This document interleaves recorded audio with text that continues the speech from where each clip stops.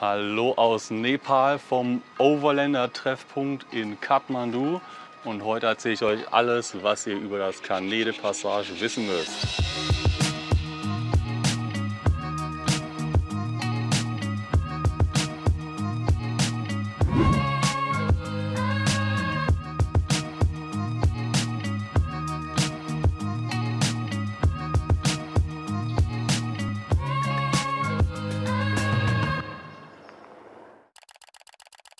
Das Kanä ist ein Zolldokument für das Auto, also quasi wie ein Reisepass für euer Auto oder Motorrad. Und man braucht es halt in vielen Ländern auf der ganzen Welt. Wir haben es gebraucht im Iran, Pakistan, Indien und jetzt halt Nepal. Damals in den 70ern sind ja die ganzen Hippies mit ihren alten Mercedes-Bussen oder so einem kleinen Citroën oder mit dem Motorrad in die ganze Welt gereist, bis nach Goa, bis auch hier nach Kathmandu und haben dann halt hier ihre Fahrzeuge verkauft, ohne Importsteuer zu zahlen. Und um das zu verhindern, gibt es jetzt halt dieses Dokument. Das ist quasi eine Sicherheit, dass man, wenn man ein Fahrzeug einführt, es auch wieder aus dem Land ausführt. Und deswegen muss man halt keine Importsteuern zahlen, wenn man halt hier jetzt mit dem Auto herkommt. In Deutschland gibt es das nur vom ADAC, das ist dann halt dieser Block. Der sieht aber in jedem Land gleich aus. Also wenn jemand aus Frankreich kommt, dann haben die auch genau so einen Block. Und der ist halt in allen Ländern gültig, in denen man das braucht, für ein Jahr und kostet 350 € beim ADAC. Wenn man Mitglied ist, dann kostet es nur 250 und die günstigste Mitgliedschaft sind ungefähr so 30 €. Hilft einem halt überhaupt nichts im Ausland, aber dadurch spart man halt ein bisschen Geld, wenn man das möchte. Es hat alles ziemlich gut funktioniert, auch sehr schnell. Und wenn man Fragen hat oder es da noch eine Rückfrage gibt vom ADAC, dann ging das alles sehr schnell per Mail und auch die ganze Bearbeitung und das Zuschicken ging super gut. Also der Service ist ziemlich gut. Was zu den eigentlichen Kosten noch hinzukommt, ist eine Kaution. Die fängt bei Autos bei 5.000 € an. Wir haben aber auch Leute getroffen, die hatten halt so einen fertig ausgebauten, relativ neuen Van und mussten halt 30.000 hinterlegen und haben halt extra dafür einen Kredit aufgenommen.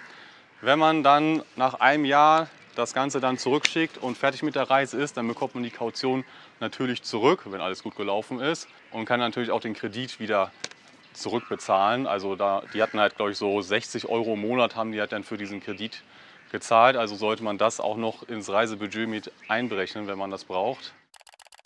Bei Wohnmobilen muss man den Wert mit einem Wertgutachten nachweisen, weil ja nicht nur das Fahrzeug der Wert ist, sondern auch der Innenausbau, und der variiert ja sehr stark. Deswegen wollen die beim ADAC mal ein Wertgutachten.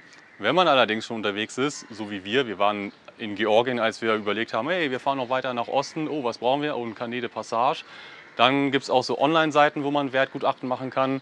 Freunde von uns haben auch einfach ihren Autohändler gefragt und der hat dann halt so einen aktuellen Listenpreis vom Auto gemacht und das so abgeschätzt und dann so ein Gutachten ausgestellt. Also es geht auf jeden Fall auch irgendwie von unterwegs, wenn man nicht in Deutschland ist. Das Wichtige zu beachten ist, dass man kann das Kanä erst 28 Tage bevor es gültig ist, zugeschickt bekommen. Das heißt, wenn man in Deutschland losfährt und es dann schon hat, dann läuft ja irgendwann die ganze Zeit, die ja sehr kostbar ist. Und wenn man halt länger reisen will, dann ist das natürlich unpraktisch. Deshalb haben wir es uns zum Beispiel dann nach Georgien schicken lassen. Es gibt einen Service vom ADAC, der kostet dann 90 €, dass sie es per Kurier dann hinschicken, wo man möchte auf der Welt. Wir hatten zum Glück noch Pakete von unseren Eltern erwartet und es dann uns mitschicken lassen. Andere Leute haben dann noch Besuch bekommen und es dann mitbringen lassen. Also da gibt es auf jeden Fall Wege. Jede Seite im Kanä besteht aus 3 Abschnitten. Den oberen, das ist der wichtigste, den braucht man nämlich selber am Ende. Dann einen mittleren und einen unteren. Also wenn ich jetzt in ein neues Land reise, dann geht man meistens erstmal zu Immigration, also sich selber einchecken mit dem Pass, Passstempeln, Visum, was auch immer. Und danach geht man zum Customs Office, also zum Zollbüro. Und dort tragen die dann ein, dass man halt eingereist ist, Stempel, Unterschrift. Und für die Einreise ist halt der untere Abschnitt, den behalten die dann auch selber. Und die tragen oben links ein, dass man eingereist ist. Da sollte man auch wirklich darauf achten, dass das alles richtig ist mit Datum, Unterschrift, Stempel. So wie wir sind jetzt hier in Nepal eingereist. Jetzt haben wir nur noch den Teil über. Und dann tragen die hier ein, wenn man ausreist, behalten den Abschnitt. Und wir behalten dann echt nur das oberste. Und auf der rechten Seite wird dann halt auch wieder eingetragen, dass man ausgereist ist. Stempel, Datum, Unterschrift. Und ganz am Ende Wenn man dann aus den ganzen Ländern raus ist, dann kann man das zum ADAC zurückschicken. Aber ich habe mich jetzt selbst dann nochmal mit beschäftigt, wie das dann funktioniert. Es gibt nämlich noch die geheime letzte Seite, die man dann wieder, wenn man in Deutschland ist oder irgendwie in der EU irgendwann wieder ankommt, bei einem Zollbüro ausfüllen lassen muss, dass man halt jetzt wieder zurück ist. Und dann kann man es dem ADAC zurückschicken und dann bekommt man die Kaution wieder.